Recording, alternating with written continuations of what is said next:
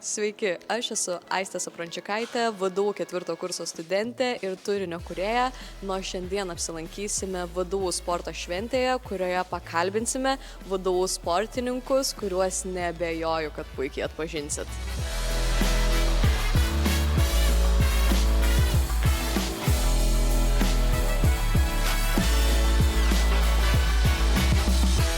Ar lauki šių mokslo metų pradžios? Aišku, laukiu, nes kadangi praeiti tie 3 metai buvo labai sunku derinti mokslus su sportu, tai tikrai dabar laukiu vaikščioti kiekvieną dieną į paskaitą ir išmokti kažką naujo. Kodėl rekomenduotum sportininkams rinktis būtent VDU sporto studijas?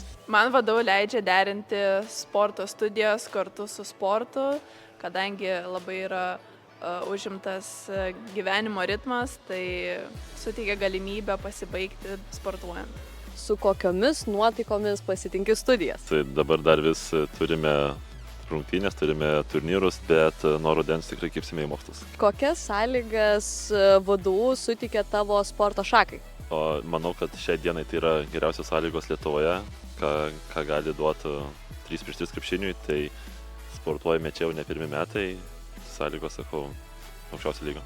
Koks jausmas būti pirmakursiu ir pradėti studijuoti?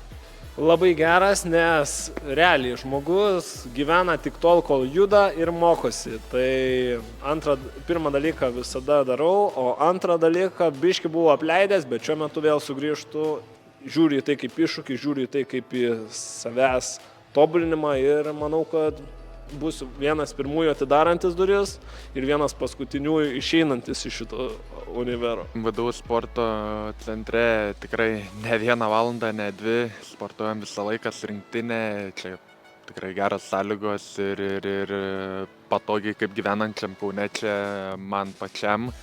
Tikrai dadėjo visas tos sąlygos, kad čia ateičiau. Tikrai visi priėmė geranoriškai ir tiek, manau. Dėkoju, kad žiūrėjote, laukiam jūsų visų VDU sporto centre.